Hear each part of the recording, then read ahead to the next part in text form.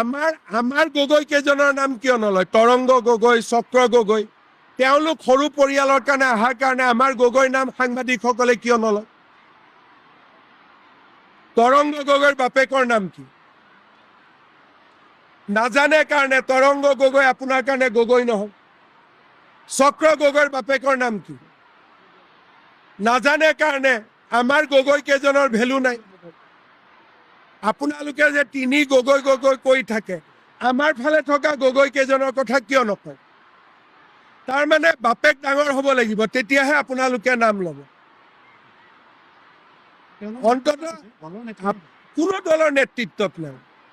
কাৰ কোন দলৰ নেতৃত্বত আছে? নেতৃত্বত নাথাকোতে আপোনালোকে তিনি গগৈ কৰি আছিলে। আপোনালোকৰ দেউতাবিলাকোতো ডাঙৰ মানুহ নহয়। আপোনালোকে ডাঙৰ মানুহৰ লৰাৰ পিছত কিয় ঘূৰে? Anytimes 24/7.